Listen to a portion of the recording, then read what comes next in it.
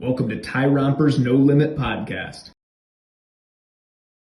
What is going on, you beautiful, blessed boys and girls? Thanks so much for tuning in to Tyrompers No Limit Podcast, guys. Episode number 57. And fellas, we got a absolute legend and monster on today. This is a man that broke generational curses and helps others do the same. A man that helps entrepreneurs, founders, and CEOs build winning brands. A man that absolutely blew up on social media and Twitter. He went from 92 followers to over 40,000 in 7 weeks. I don't even know how that's possible, but I cannot wait to find out. Love you, Tinny. And a man that I'm honored to have on and call a brother and friend. This is the man, the myth, the legend. We got legacy builder in the house from an undisclosed location somewhere, allegedly maybe near Alabama. We don't know. How you doing tonight, brother? Man, I'm doing great, bro. Ty, thank you so much for having me on, man. I admire what you're doing. I love what you're building, and just happy to be a part of it, man. Man, well, I feel like we're really a lot of the same mission and aligned with a lot of the same values. You're a man I've gotten to connect with a lot on Spaces, and I would actually assume probably at this point that almost everybody who follows me probably follows you. But for anybody out there who might not know a little bit about you, would you just mind giving a little backstory, man? Absolutely, man. I just personally, I started out, grew up rural America, was adopted at a young age, came to just go through a lot of trials at a young age. My siblings battled with a lot of drug addiction. My mom battled with drug addiction, prostitution, and really just started seeing a lot of brokenness around me. My adopted mother passed away when I was about 8 years old. And so it was just me and my dad for 10 years and just learned a lot. He battled with alcoholism, battled through a lot of trials himself, but really still instilled in me hard work, being there for your family, and really just showed me what it was to be a man and just how to really put that in the forefront and go after your goals and the things you want to achieve. Ended up playing football throughout my college years, and then leveraged that into a career and two young kids. I have two daughters and beautiful wife, and have just built a family. And it's just amazing to see like how God used that life, that testimony to kind of spear into what I'm doing now and what I'm building now.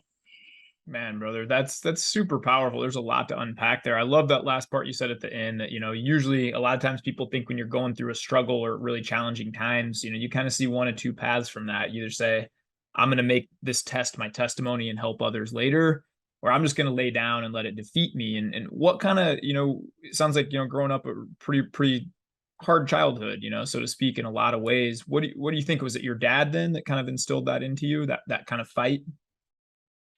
I think anybody, and I love it. Like a lot of times you read that most people that see success in their life came through some sort of strife, some sort of struggle, Mhm. uh, learned a certain level of resiliency.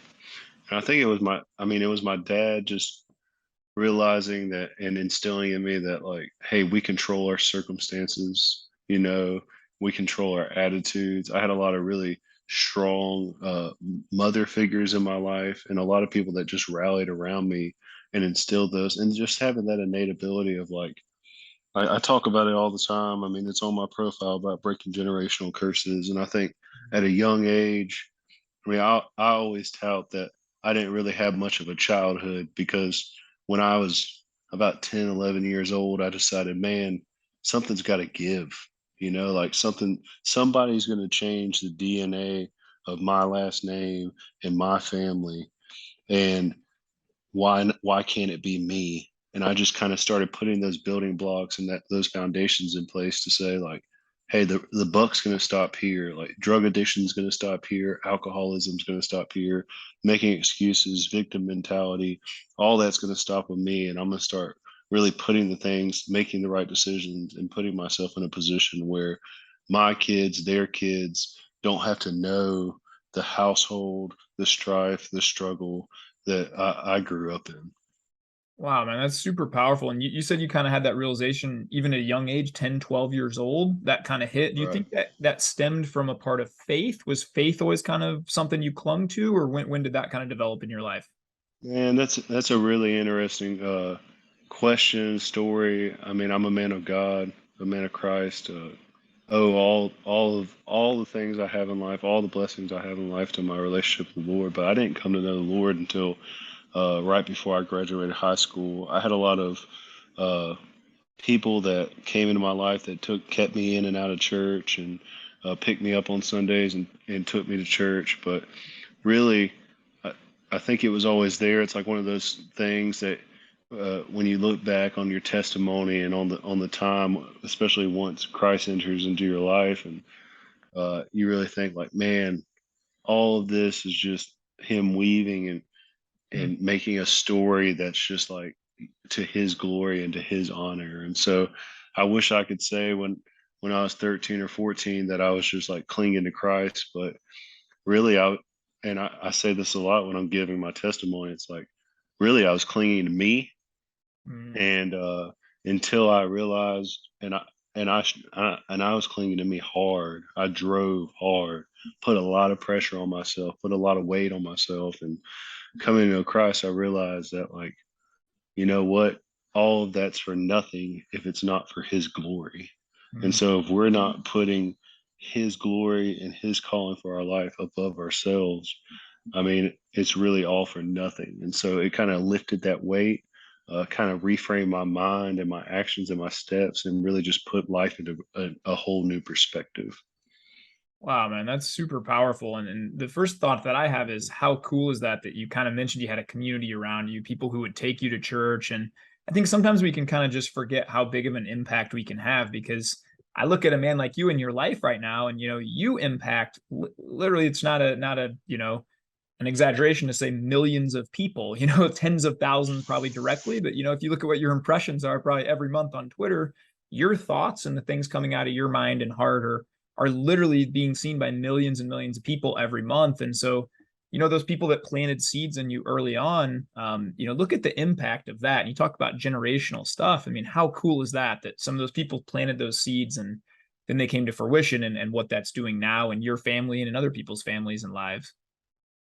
Man, it's really cool. And I mean, that's the thing, right? That's the beauty of the human spirit. I think we underestimate the power and impact that we have on people Mm. uh, through daily walks of life, and the power of our words, the power of our actions, the power of an encouraging conversation. And that's really what I base my life around. I mean, I spent a whole lot of my life mad, disappointed, and driven and fueled by hate and anger Mm. at times. And I realized that, like, man, there were people in my life that came in and gave me such an encouraging word. And the thing I realized is, man, I want to be that person. And that's really why I started my Twitter account. It's like, I want my life to mean something. And Mm. it doesn't mean something just because a Twitter account, but I wanted to find a platform where I can impact people on a scale and really give them something, like, even if I mean, you know how Twitter is, Ty. Like, there's that good and there's that bad, right? There's the people that are gonna that hate what you say, and there's some people that love what you say. And I really just kind of block out that hate noise and say like, hey, if I impact one person, I don't even care about the millions of impressions, but if I can impact one person a day, I mean, that's worth it. Man, it's so cool to hear you say that. And I feel like oftentimes before I get to know people doing the pod and stuff, I would just assume like, you're just this end boss who like has just come up and just absolutely crushed. But to hear you kind of have absolutely zero ego, brother, and you're just like, well, I just try and impact one person. And it's really cool. I think almost everybody I've gotten a chance to talk to on this podcast or even get to know off the platform on Twitter, everybody who's really successful in whatever they're doing, they kind of go into it with that mindset of I just want to help people.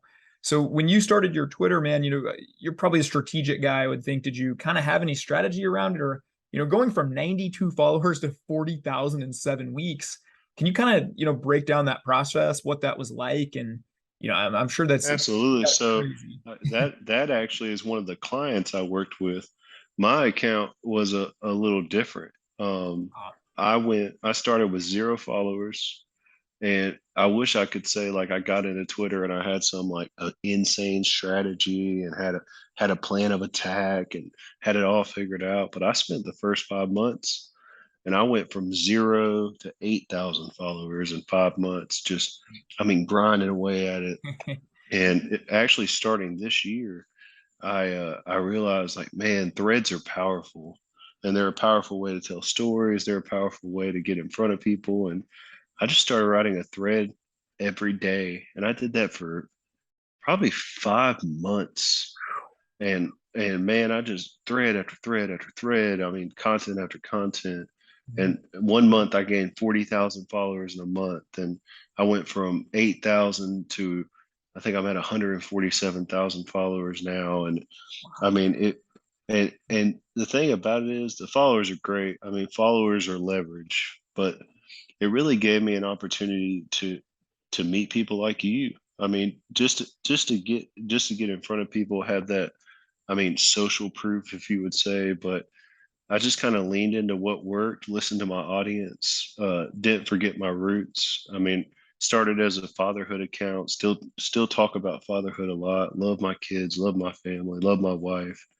And I think it goes back to what you say. Like, I think where a lot of people miss the point is they forget who they are and they want to do this or that. And like, you can't do that if you want longevity. And that's the thing, it's just consistency. You got to show up every day. You got to do the right thing. And that's really the secret to it. People are like, man, you got lucky, or you got this, or you got that. Or I had somebody comment on a thing like, you got a bunch of bots following you. Like, well, go ask Elon Musk. I mean, he thinks everybody's a bot. He thinks me and you are bots on Twitter. So it's like, the thing about it is like, there's going to be a lot of naysayers out there. And this journey has really just taught me like, if you can block out that noise and just keep building, I mean, everything else is going to take care of itself. Man, there's so much cool stuff you said in there, and I want to get back to the kind of the building and the growth because that's cool. But I'm so grateful for Twitter and that community of this too, man, because I think it's an underrated point. But I can remember the first time I wrote a thread, and funny enough, it was for me, it was just about how much I loved and appreciated my wife. And I Mm. wrote it before bed, and then I literally woke up the next day, and I was like more of a fitness account when I came in. I think I'm way more fatherhood and family now, but like dude, I had 500. It had been quote tweeted. People just calling me a simp and a pansy and a this and a that. And, and I remember kind of thinking, okay, am I going to quit? Is this going to stop me? Or am I going to just learn how to block that out and realize it, Mm. it literally matters 0% what these people think of me? I know who I am. I'm going to stay true to myself. And, I think Twitter really taught me more than anything to deal with that adversity and keep going, because I remember journaling a little bit that day and deciding like a conscious decision. Hey, I got 5 or 6,000 followers. I know the vision that I have for this. I know the vision God laid on my heart, and I'm not going to let this stop me. I'm not going to let a bunch of random strangers talking smack to me stop me, And so I think that's cool how Twitter kind of develops that through your posting on any social media, right? When you put yourself out there, you're open to that. That's right, man. I mean, if you're staying true to yourself, if you're doing the right thing, I mean, we're called to it, right? We're gonna face persecution. We're gonna face adversity. And the thing about it is, you can't let that, because I mean, a book I love so much is Resistance, and it talks about just that resistance. And like, whenever you do anything of great pursuit, you're going to meet this resistance. And it talks about people and circumstances. And I mean, look at the statistics, man. There aren't a lot of people, like the average person walking around Earth have no idea of their capacity or their true potential, because we're conditioned in our minds Mm-hmm. to think that we're undeserving, or that we want to be accepted. And I mean, I'm okay with looking crazy. I mean, it's always been a part of me.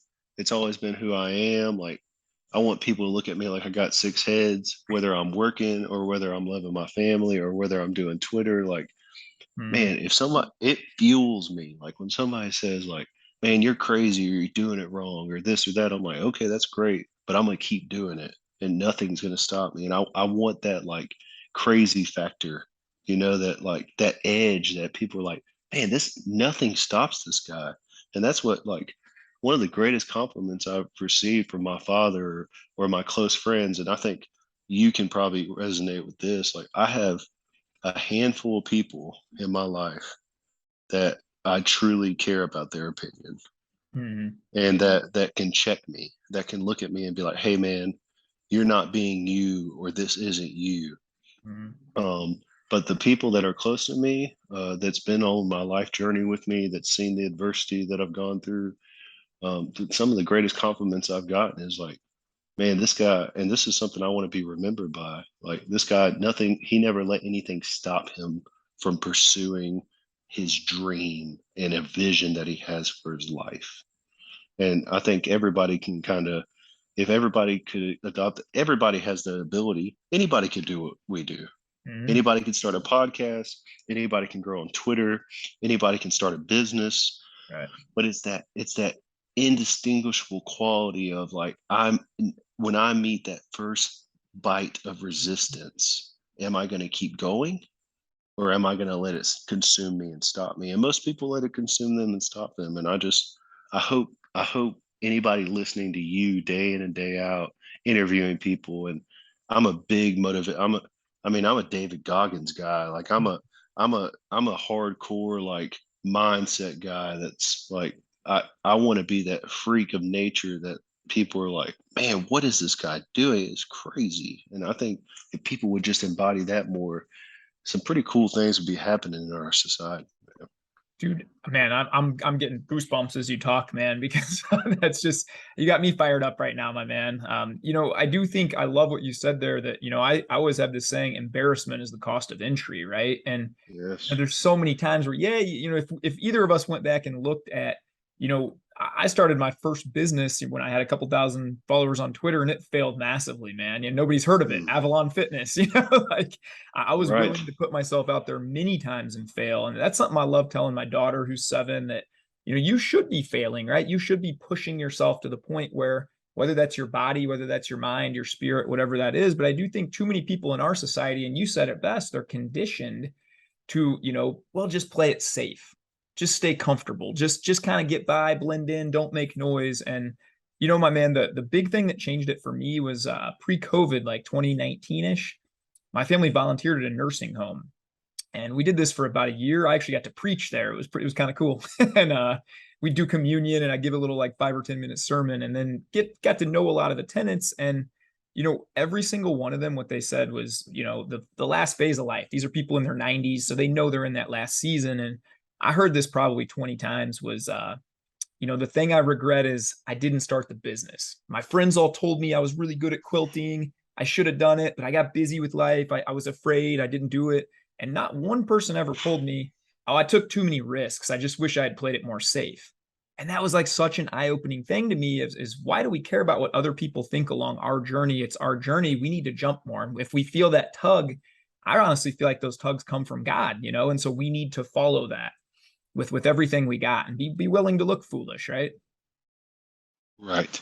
And that's the thing. It's like, be willing to look crazy. I mean, and I think a lot of people just miss that boat. And I love that quote you just said, embarrassment is the price of entry, because like a lot of people are so scared. I mean, especially in the world that we live in today. And I jokingly say it. I mean, I grow my businesses on social media. I love social media, but I have this love-hate relationship with it because I mean I have kids. I mean I mentor people, and I see the negative side of social media so many times that just conditions people and just creates a society of consumers. And I mean a lot of people, they're so scared of that, just like that thread you mentioned earlier, like that would shut 99% of society down. I mean, I've seen people that I've mentored on Twitter that have a thread go negatively viral Mhm. that has shut them down for months. And they're like, I don't know if I can handle this, man. I don't know if I can handle this heat. And it's like, hey, do you believe what you said? Mhm. Like it, or how they perceived it, or how they jumped on it. Like, is that true? Is that the truth? Like you got to speak that truth, and if you understand what's true and what's not, like you have to cling to that. That's right, man. I love that, dude. What's, can I ask this legacy builder? What's the craziest thing you would say you've done, maybe in the last couple of years? Like, what's that big, like, when you look back and you say, man, that was a pretty crazy thing, like looking back, or maybe other, 99% of people wouldn't have done that thing. Man, I think it literally, like this Twitter account, man. it, it has been insane. And I've done, I mean, started a business from scratch with $0, putting my own money up. I mean, PayPal credit. I mean, to pay for stuff and like building it into the business that it is now, providing for my family, like Mm, cleaning out debt, putting a nest egg away for my children. Like, mm. I had people that are like, "What? This doesn't make sense. Is this legal? Is what you're doing legal? Like, is this like?" My wife asked me that one time. She said, "Is this legal?" I said, "Yeah, it's legal. I mean, it's just nobody know. I didn't know about it until 9 months ago. And then just investing in mentorship and coaching and just kind of taking that plunge. And I mean, what's crazy is I've been on Twitter every day for 16 straight months. Yeah. I mean, you're talking going to work, waking up at 6, working a 9 to 5, writing before work, getting on my lunch break and writing, going home, putting my kids to bed, staying up till 1, 2 a.m. I mean, every night for a year. Like if you told people that's what it takes, most people are like, I ain't about that life. Like I don't want that. Mm. Like you can have that. You are insane. But How you get and lucky. then that's how you get lucky. And the thing is, it's like the it didn't happen overnight, Ty. Like I didn't start just making money by accident. Like I am just now getting to the place where it's like, man, we're reaping the benefits of like overnight success, right? Like and and like it if you would have wrote everything I've done, everything I've written, everybody I've talked to, the chances I've taken, the investment I've made down on paper, and asked 3 years ago legacy builder, like, oh man, just this is what you got to do, he might have said no. Mm, And it literally was putting those blinders on and saying, I'm going to show up today. mm, And then guess what? I'm going to show up tomorrow. And then the next day, I'm going to show up that day. And I'm going to stack these days mm. until eventually you look back and you're like, man, this has happened. This has happened. That's super powerful, man. And yet, when you said you wrote a thread a day for 5 months, I mean, that to me, that level of consistency is just, I mean, dude, I said a goal usually get a thread out a month, man. That is not easy, and especially Right. while you're a present dad, while you're also working a 9 to 5, I mean, it does take sacrifice. And I think that's what most people who will call you lucky or, man, you're just lucky to have 150,000 followers and be able to make money from social media. But again, a lot of those people will just give it the college try, 3 weeks. Oh, this didn't work.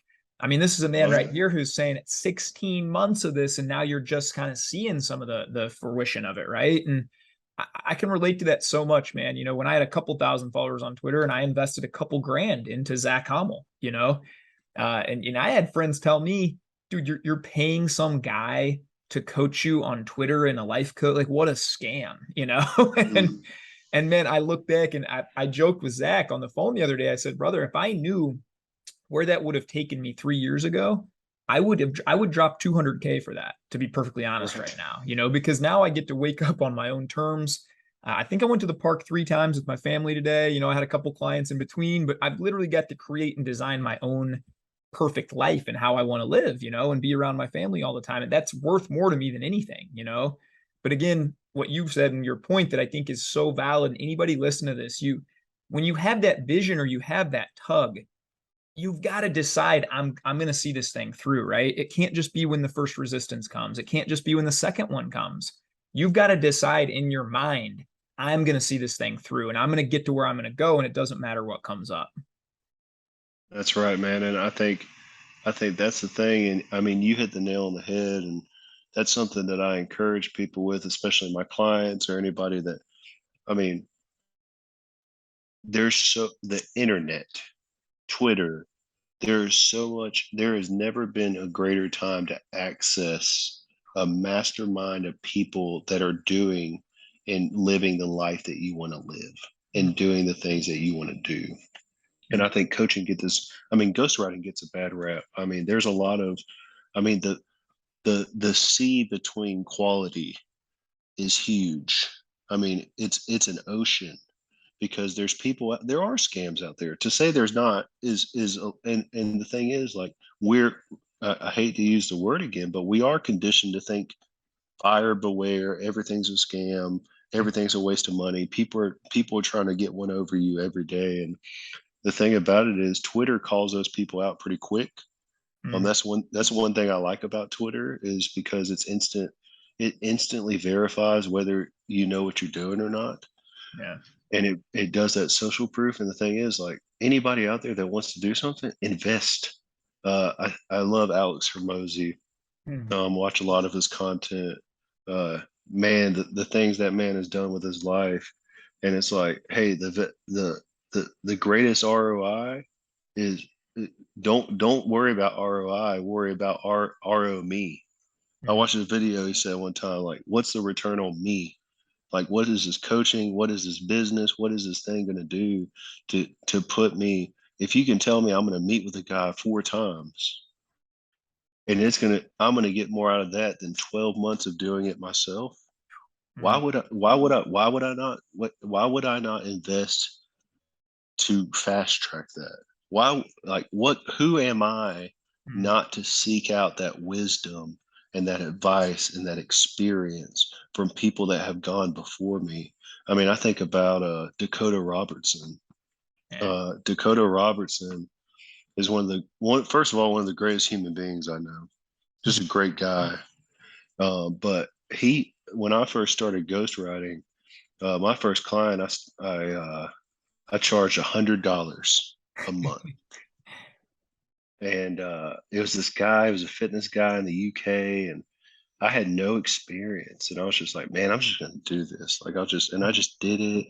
And then I met Dakota, and he said, hey man, I was writing my insane 5 months of threads. And he said, hey man, I need some help writing threads. And I was like, hey, I can do it. He started paying me per thread. And about a month in, he didn't have to do this. About a month in, he said, hey man, I can teach you how to do this. I can teach you how to be a ghostwriter and make way more money. And I invested in it. I dropped money, and he showed me the systems. He showed me the blueprint. Heck, he helped me get my first 2 clients. That's awesome. And man, and he's still such a brother. I'm actually doing a podcast with him tomorrow. And the thing about it is, like, now I've made a friend, a brother, and we're doing it together. Timothy Reeves. I love Reeves. Yeah. Reeves is a huge support. Huge blessing in my life. I mean, I love that brother. We talk every day. I talk to that man every day, and encourages me. Amazing writer, helps me out with a lot of my stuff. But that's it, man. Like, finding those group of people. But before that, we didn't know. I didn't know, but I took the leap. I had faith in humanity. Did my research. Made sure I was talking to the right people. But man, it's out there. It's just if you want it.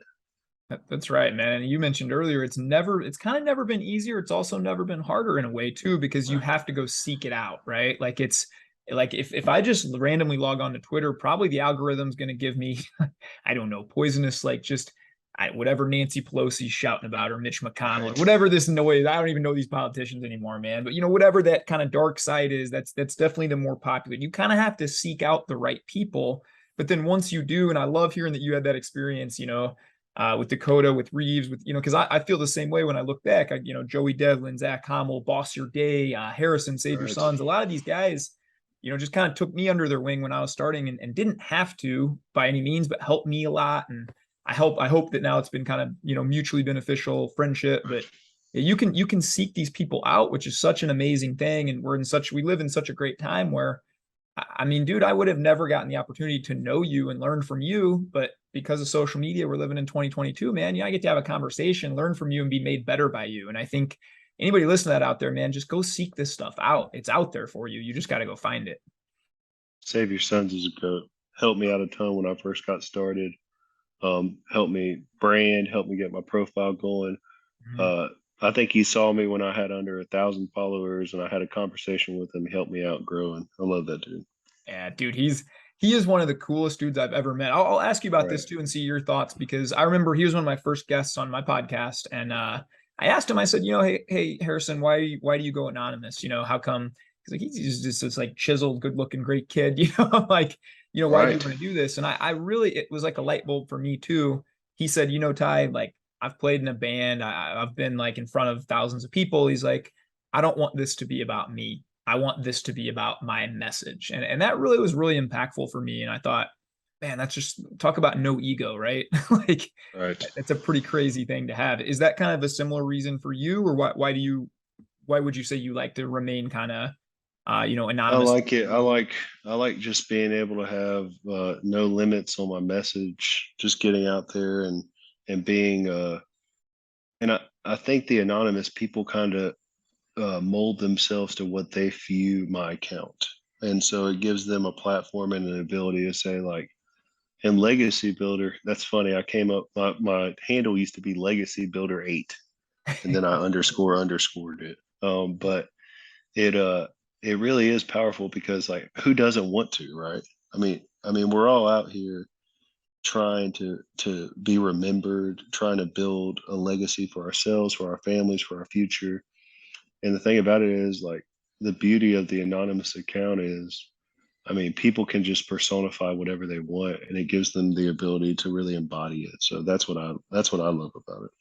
I love that, man. That's really cool. And yeah, I remember actually telling my wife I had like 10,000 followers or so. And I remember I was starting to monetize it a decent amount. I've been doing it for maybe a year or something like that. And then I remember telling her, you know what, I'm really gonna post everything I feel, and I could get fired. I'm well aware of that. Like, if there was definitely a couple threads on my corporate experience, and I'm like, if my boss finds this, I will probably get fired. But at that point, I felt like I had such a tug, and I kind of had the blueprint of where I was going. But that is a definite thing, like, you never have to worry about, right? Because couldn't be Right. back, which is also probably a pretty big edge. Right.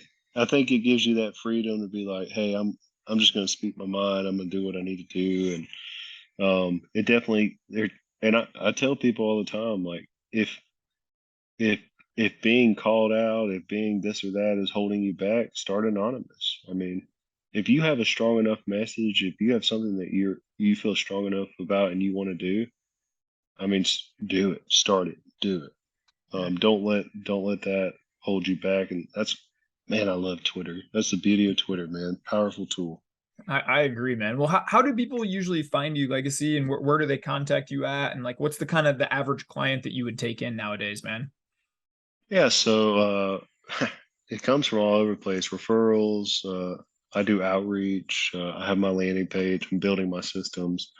I was kind of bootstrapping it for so long, just trying to figure it out and really have systemized my business. But most people I work with are CEOs, founders, and entrepreneurs, somewhere in the 7, 8 figure space, making a year. But what they're doing is they want to build a brand. They don't have a lot of time, and they're like, "Man, I really want to build a brand on Twitter." And I'm like, "Hey, this my offer is very straightforward.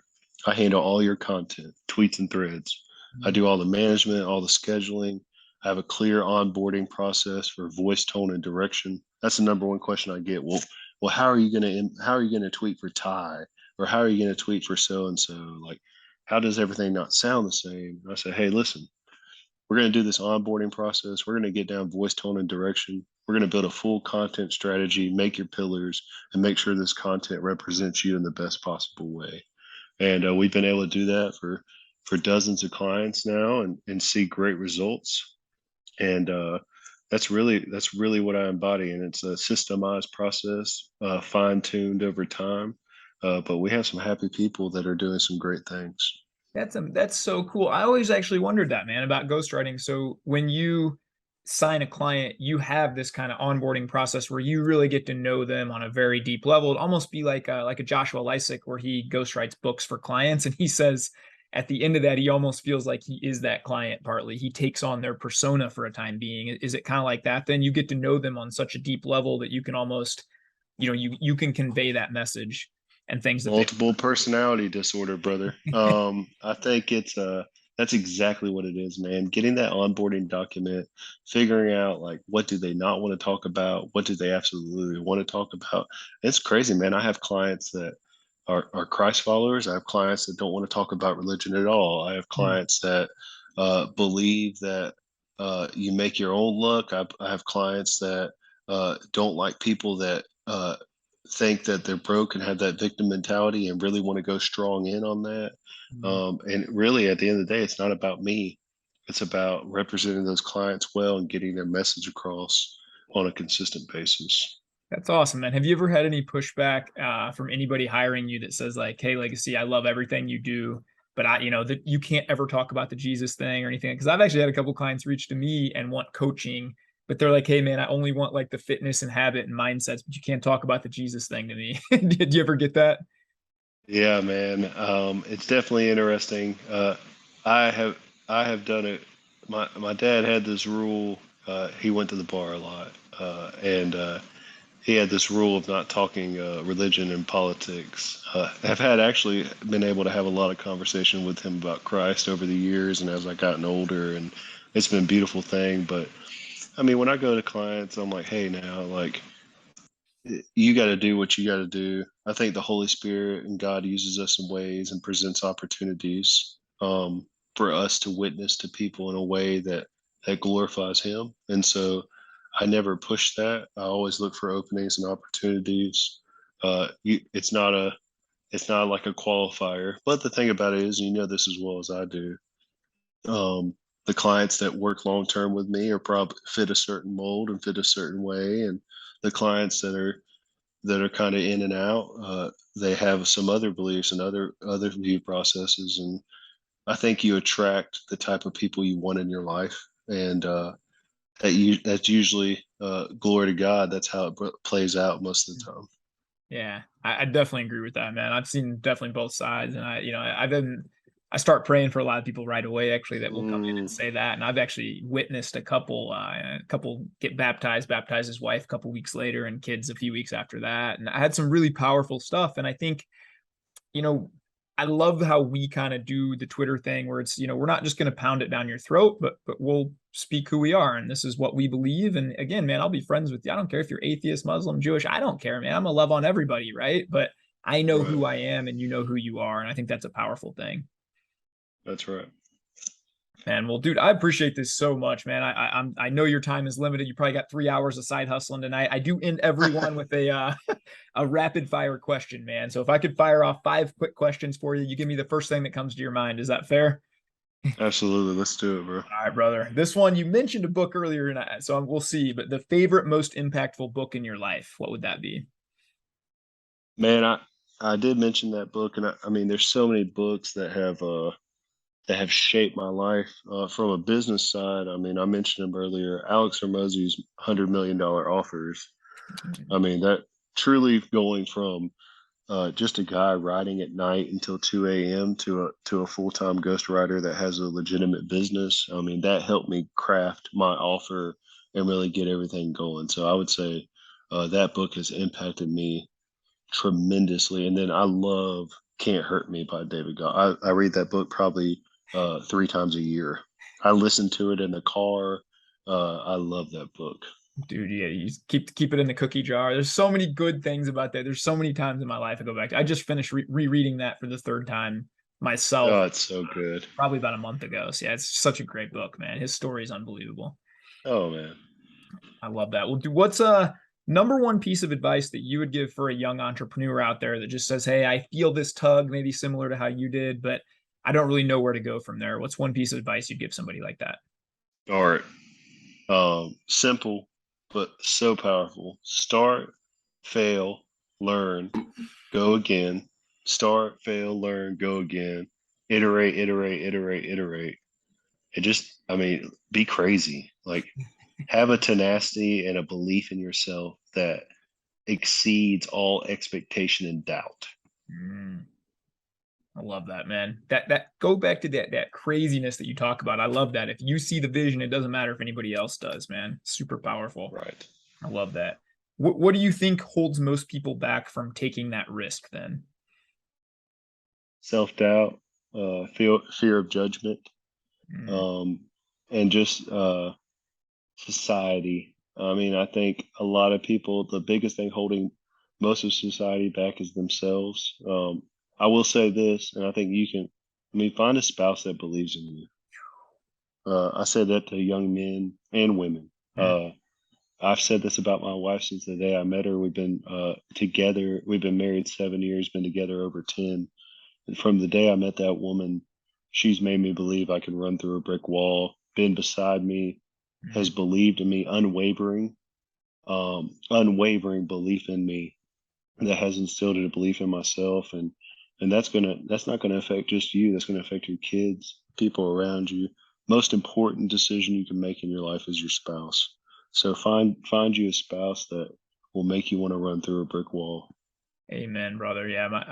I always joke with my wife that I think every other, 99% of wives, when I came to her and said, yeah, I had this great management job at the largest bank in the country and was making, close to 6 figures, and it was safe, could have done it forever. And I remember telling her, I'm going to go this different direction. And within a few years, I'm going to quit. And she literally, without missing a beat, man, said, how can I help? That's right. Let's get a I notebook love out, that. and it just, dude, Let's go. you put 10,000 naked playmates in front of me, man. I will literally run home to my wife. I would literally, that goes both ways. She empowers me, and I feel like, man, I'd take a bullet for her in a second, Amen, brother. I love it. Yeah, nothing better than that, man. Well, this one I'm really interested in, man. Number 4, what's the favorite part of your day or your best like daily habit or routine you think you do? I tweeted about it last night. I have my oldest is going on 5, and I have a young child as well, and I do nighttime. I'm a busy guy, and I don't have a lot of margin, but I spend quality time with my kids, and that quality time, that one-on-one time, that rhythm grounds me, and it keeps me focused on. It keeps the main thing, and that's my children. And I love that those conversations, those questions, those moments to instill maybe wisdom in my children. I don't know. Sometimes I I don't know if it's always wisdom, but I try my best. And but those that it wears on them, man. It instills that sense of security and trust in them. And when my kids come up to me and they know without a shadow of doubt that their dad's got their back, that what I say mean when I say something, I mean it. When I'm there, I'm there. I mean, you can't replace that for anything, man. I love that intentional time with my wife. I love that. I love that time, man. Man, amen, brother. I think there's nothing more important as society and whatever we do than just being that on fire, locked in dad, man. And even if you don't have all the time in the world, when you are there, you're present, and I love that, man. That's super awesome. And I gotta sign up for that dad fantasy league you're gonna start, Ty. brother, I was just thinking about that. These people play fantasy football. What if we had a dad Yeah, fantasy? How cool would I'm that be? telling you, man. We need to I'd find us be a hey affiliate that from this. those nighttime routines would be plus 5 points. I'd be chipping away at everybody. It'd be pretty sweet, man. It'd be pretty awesome. Yeah. One thing I want to say before I get into the last question, brother, and I really mean this from the bottom of my heart, coming from, my father, his dad was a war hero and had struggled with alcohol and things like that. And, he decided the buck stopped with him, and he got an opportunity to get promoted a lot and be away from home a lot, but he really made the decision to change our family's legacy. And it's something that I can't even talk about much without wanting to tear up, how much I just love my dad and honor my dad for that. And every time I talk to him, I just say thank you, and I really Yes. feel like your children are going to do the same, and your grandchildren and great grandchildren, and everything you're doing. Your name is legacy builder, on social, but it's truly what you do in the essence of you, man. And so it's just awesome to see, man, coming from a son whose father kind of did that. Your Yes. kids are going to cherish you and honor you forever, man. Thank you so much. I love you, man. I appreciate that.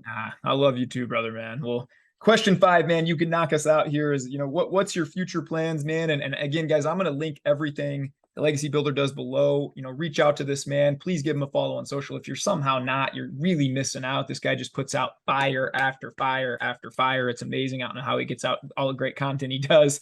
We'll drop everything he does below, including his coaching. But can you kind of give us future plans and what you're up to here coming up, my man? Man, I'm on to something crazy, Ty. I started this business, and I'm going to scale it to 6 figures a month. I'm going to do it. I'm gonna do it. I have no doubt in my mind that I'm gonna do it, and the way I'm gonna do that is by doing people right and making sure I take care of my clients and do what I say and mean what I say. And so I'm working on my ghostwriting services, on my packages, and just getting people quality content consistently, and representing people well. So building infrastructure systems, helping people, bringing people up along the way, and so people can find my offer on my profile, and I'm gonna build that thing, man. And I'm gonna say it on here. One of these days, I'm gonna walk away like you did, Ty. And I don't know when that day is gonna come. I love my job and I love what I do, and it brings joy to my life, which has been a big pull for me. But at the end of the day, we've talked about it. You talk about it on a daily basis. My family and my time is crucial, and I'm not going to get that back. I'm not going to look back at my life and wonder why I didn't spend more time with my family. So it's cooking, man. It's cooking. I We're love gonna that, do brother. it. The day you do it, will you fire me a message? We can celebrate, man. Yes, absolutely. You'll be the first person to get that message. I love that, brother. Well, man, I really, I think we're all made better by you and just, you're amazing writer, amazing man, amazing father, husband, Christ follower. I mean, I just couldn't say enough good things about you, my man. And I really, truly appreciate you coming on here. I feel like every time I talk to you, man, we've shared spaces a couple of times, and I'm always super fired up. I'm gonna go down and hang with my wife right now. She'll probably end up getting annoyed because I'll be too fired up with a bunch of different plans and all the. Yeah, you gave me a lot of energy tonight, brother. I really appreciate it, man. I love it, man. I'm truly honored to be. I love what you're doing, love what you're building. Love seeing you on a daily basis on Twitter, and always here for you, man. If you need anything, and praying for you, and just wishing you the best, man. I appreciate that, brother. Well, guys, thank you so much for tuning in. It's been episode 57. We got the legend legacy builder on here, guys. I hope you've been made better by this conversation as I have. I would appreciate a subscribe, a like, throw a comment down there, tell Legacy Builder how much you love this guy, and go follow him on Twitter and all social media. Guys, get to him before he's charging $200,000 a month, which he's going to do. I can see it in this guy's eyes. He's crazy. He's going to get this done, man. So reach out to this guy before he does that, man. But above all else, man, be kind to yourself, be kind to others. Let's go out and change the world one random act of kindness at a time. Thanks for tuning in, guys. Have a great night.